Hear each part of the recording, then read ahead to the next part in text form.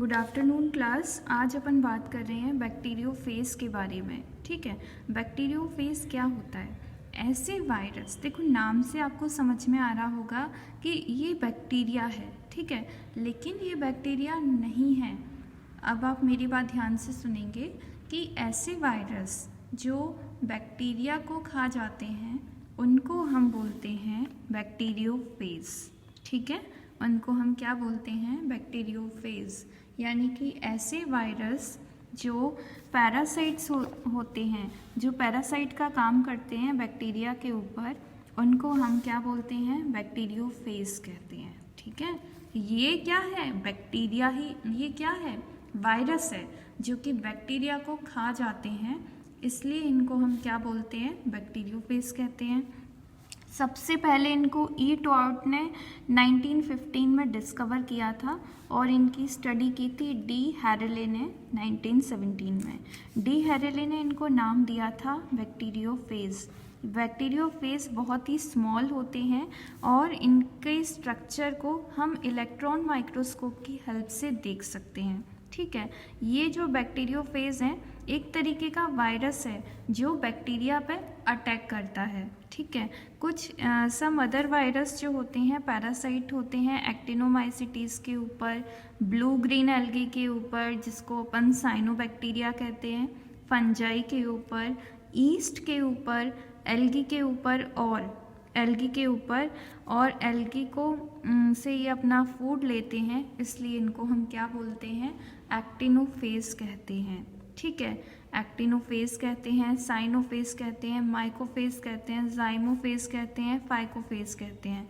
मेरा कहने का सेंस ये ही है कि बैक्टीरियोफेज ऐसे वायरस को कहते हैं जो बैक्टीरिया पर अटैक करते हैं, उनको हम बैक्टीरियोफेज कहते हैं। अगर वायरस एक्टिनोमाइसिटीज पे अटैक कर रहा है तो उसको एक्टिनोफेज कहेंगे। अगर वायरस ब्लू ग्रीन एल्गी पर अटैक कर रहा है तो उसको साइनोफेज कहेंगे। अगर वायरस फंजाई पर अटैक कर रहा है तो उसको माइकोफेज कहेंगे। अगर वायरस ईस्ट पर अटैक कर रहा है तो उसको जाइमोफेज कहेंगे। अगर वायरस एल्गी पर अटैक कर रहा है तो उसको बोलेंगे फाइकोफेज। आई थिंक आपको समझ में आ गया होगा। अगर वायरस ई कोलाई पर अटैक कर रहा है तो उसको क्या बोलेंगे? कॉलीफेज कहेंगे। ठीक है, तो ये सारे फेजेस होते हैं। ठीक है, बैक्टीरियोफेज तो एक जनरल यूनिट है। बैक्टीरियोफेज का मतलब यही है कि अगर वायरस बैक्टीरिया पर अटैक करता है तो उसको हम बोलते हैं बैक्टीरियोफेज।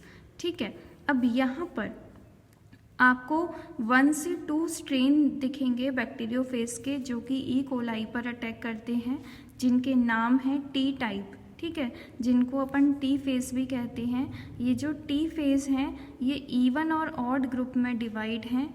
टी इवन फेज जो एक तो टी इवन फेज हो गया, दूसरा टी ऑड फेज हो गया।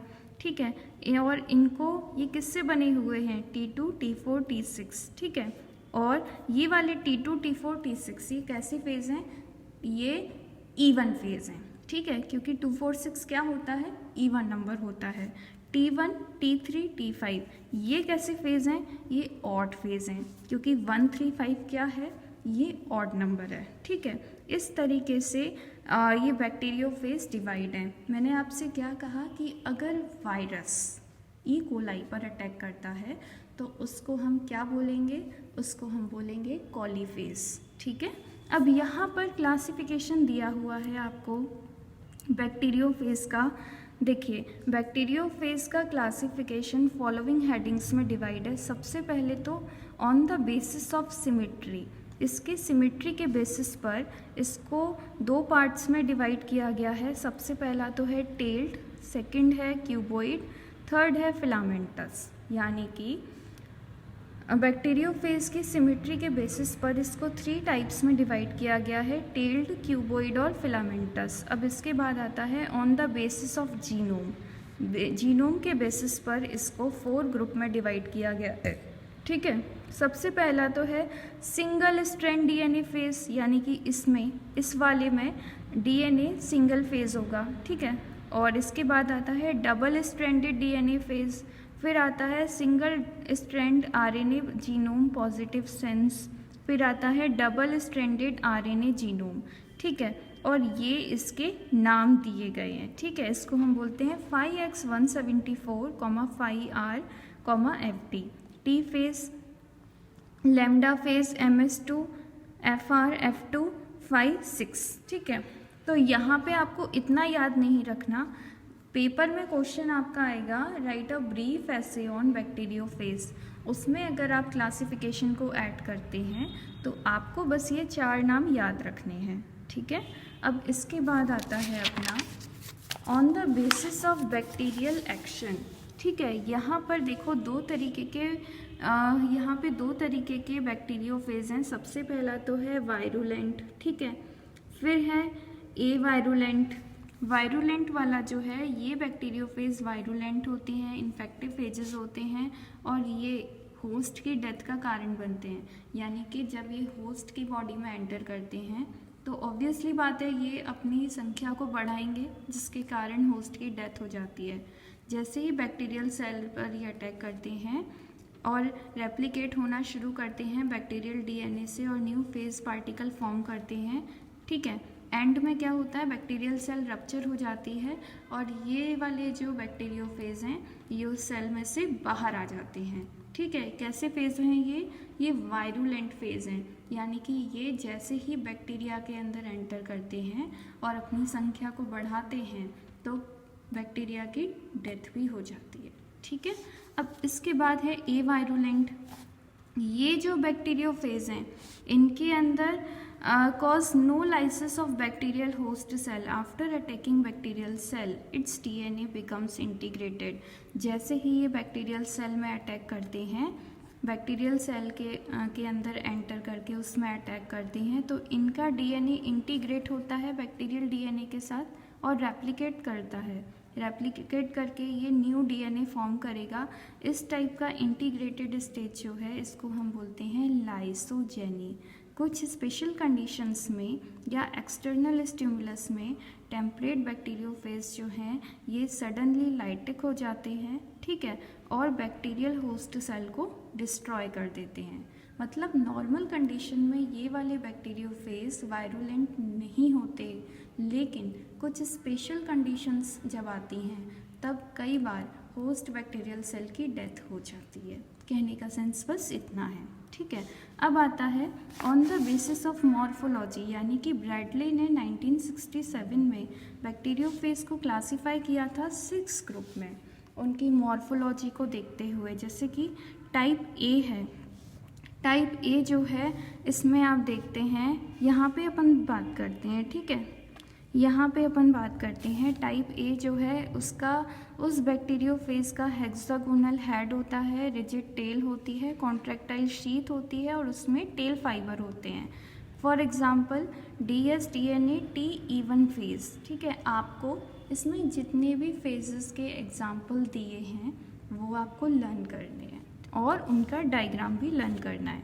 इसके बाद आता है टाइप बी। यहाँ पे देखिए फर्स्ट वाला जो था इसका हेक्सागोनल हेड आपको दिख रहा है, ठीक है, रिजिड टेल दिख रही है और कॉन्ट्रैक्टाइल चारों तरफ शीथ दिख रही है। इसका एग्जाम्पल क्या है, T1 phases, DSDNA T1 phases. इसके बाद आता है टाइप बी।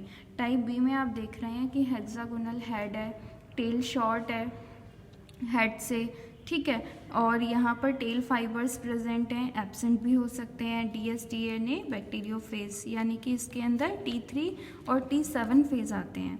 इसके बाद आप देखते हैं, अच्छा मैंने आपको सी वाला पढ़ा दिया, टाइप सी पढ़ा दिया है ना, टाइप बी नहीं पढ़ाया अभी। टाइप बी अपन पढ़ते हैं कि टाइप बी में ये जो मैंने आपको पढ़ाया था टाइप सी ये वाला था, ठीक है।